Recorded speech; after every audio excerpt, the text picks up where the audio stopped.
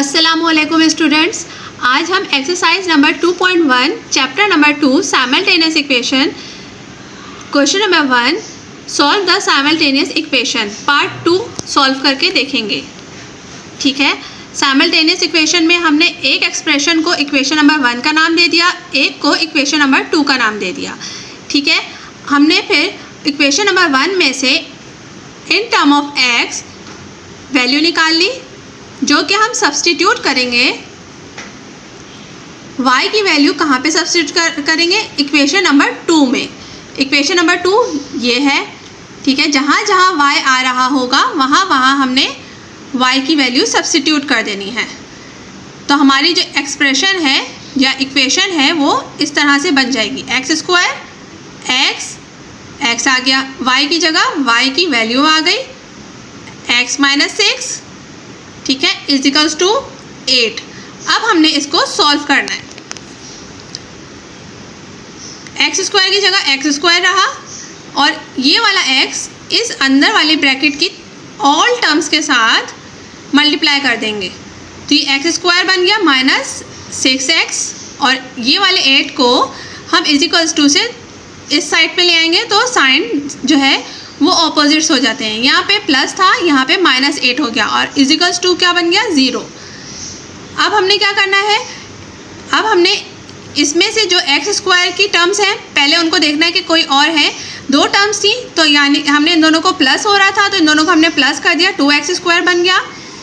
Minus 6x वैसे ही रहा, इसके साथ कोई x वाली टर्म नहीं थी तो ये सिंपल हमने ऐसे ही उतार दिया। माइनस 8 भी ऐसे उतार दिया, कांस्टेंट टर्म और कोई मौजूद नहीं थी तो इसलिए हमने सिर्फ माइनस 8 एज इट इज़ उतार दिया, इजिकल्स टू 0। फिर हमने मिडल टर्म ब्रेक करने का मेथड यूज़ करना है जिसको हम कहते हैं फैक्टराइज मेथड। ठीक है, अब हम क्या करेंगे? सिंपल हम इस तरह से फैक्टराइज करेंगे या इस तरह से मिडल टर्म, ये वाली मिडल इस टर्म को इस तरह से ब्रेक करेंगे कि जब मल्टीप्लाई करें इसके ब्रेकअप को तो इन दोनों का प्रोडक्ट बने 2 8 द 16, ठीक है, एक्स स्क्वायर और माइनस के साथ बने।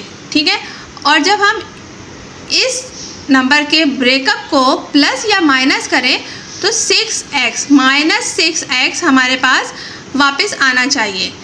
तो हमने फैक्टर्स बनाए, 8 टू द 16 होता है, ठीक है, 4 4 द भी 16 होता है, तो हम वो भी फैक्टर बना सकते थे, लेकिन हमने जो सुटेबल फैक्टर होता है जिसको बनाने से हमारी ये वाली जो इक्वेशन है वो वापस आ जाए। ठीक है, अब हमने क्या बनाया? 2x, तो 2x square as it is उतारा, 6 माइनस 6x को हमने किस तरह से ब्रेक किया? Minus 8x plus 2x।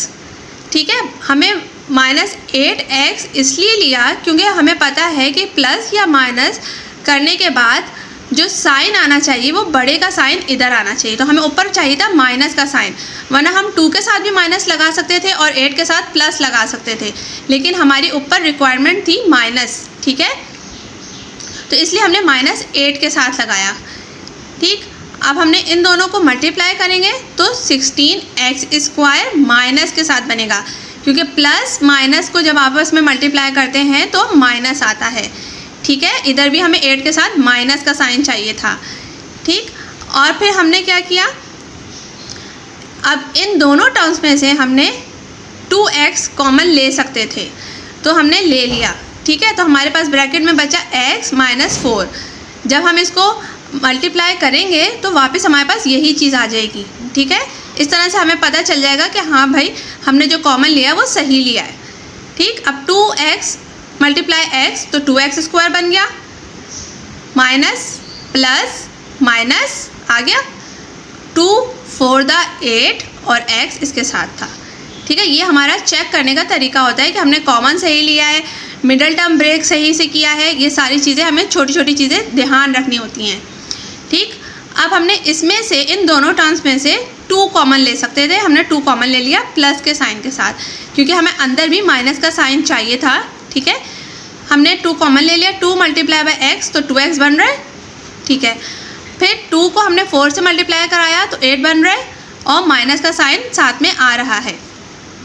ठीक है, प्लस माइनस माइनस होता है, सही। अब एक इंडिकेटर यहाँ पे ये भी है कि जब दोनों ब्रैकेट सेम आएंगे ना तो हमारा जो पता चल जाएगा हमें कि हम जो चल रहे हैं सॉल्विंग कर रहे हैं प्रॉब्लम वो हम सही कर रहे हैं, ठीक है। अगर इन दोनों में ज़रा सी भी साइन की गड़बड़ हुई तो वो हमें साइन चेंजिंग बता देगा। अगर इसमें प्लस आ रहा है, ठीक है, और इसमें माइनस आ रहा है तो वो गड़बड़ हमें देखने से पता चल जाएगी, ठीक है। तो फिर हमने उस गड़बड़ को किस तरह से सेट करना होगा, या तो हम माइनस का साइन कॉमन लेंगे तो फिर इस तरह से यहाँ पे माइनस आ जाएगी, लेकिन हमें बस इस बात का ध्यान रखना है कि कॉमन लेते वक्त कि दोनों ब्रैकेट सेम होने चाहिए, ठीक है। अब ये दोनों ब्रैकेट सेम थे इसलिए हमने इसको एक साथ कॉमन ले लिया, ठीक है, और इन दोनों टर्म्स को हमने एक अलग ब्रैकेट में लिख लिया, ठीक है।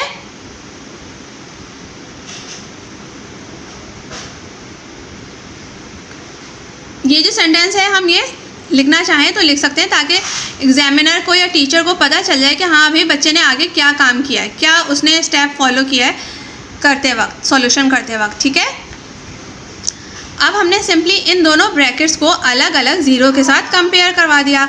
अब ये था 2x + 2 = 0, ठीक है, और ये था x - 4 = 0, ठीक। अब 2x और इधर 2 प्लस हो रहा है तो 0 के उस साइड पे जाके माइनस हो जाएगा, ठीक है। अब हमने x के साथ इधर 2 मल्टीप्लाई हो रहा था तो इस वाले -2 के साथ जाके डिवाइड हो जाएगा क्योंकि इधर मल्टीप्लाई हो रहा था, ठीक है, इधर डिवाइड हो गया।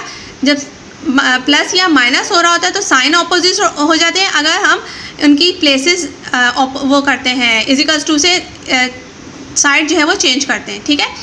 और अगर मल्टीप्लाई या डिवाइड हो रहा होता है, अगर मल्टीप्लाई हो रहा होता है तो = के दूसरी तरफ जाके डिवाइड हो जाता है, और अगर डिवाइड हो रहा होता है ऑलरेडी तो = के दूसरी साइड पे जाके मल्टीप्लाई हो जाएगा, ठीक है। अब सिंपल 2 से कैंसिल हो गया, 2 × 2 2 × 2, ठीक है। तो हमारे पास क्या बचा -1, तो x की एक वैल्यू आ गई -1, और इधर हमने सिंपली 4 को हम 0 के पास लेके चले गए तो यहाँ -4 था तो जब 0 के पास गया तो साइन चेंज हो गया और +4 हो गया, तो x की दूसरी वैल्यू आ गई 4।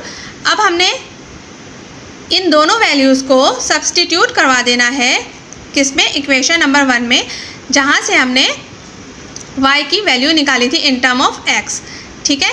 तो y = अब जहाँ जहाँ x है वहाँ x की वैल्यूज़ रखेंगे हम, ठीक। x की वैल्यू पहले थी -1, वो रखी हमने इधर x की जगह, ठीक है। दूसरी वैल्यू हमने रखी 4 थी तो हमने x की जगह 4 रखी। अब हमने इनको सॉल्व किया, प्लस माइनस माइनस, ठीक है, साइन माइनस का बड़े के साथ जो है वो आएगा और होगा क्या प्रोसेस, माइनस का प्रोसेस होगा, ठीक है। 6 में से 4 माइनस किया 2, तो y की एक वैल्यू आ गई -2 और एक वैल्यू आ गई -1 -6 माइनस माइनस प्लस, ठीक है। हम करेंगे प्लस मगर साइन किसका लेकर आएंगे, बड़े नंबर का, तो -6 -1 प्लस होता है तो क्या बनता है 7 और -7, ठीक है। तो y की दूसरी वैल्यू आ गई 7। तो इस तरह से होती है साइमल्टेनियस इक्वेशंस सॉल्व।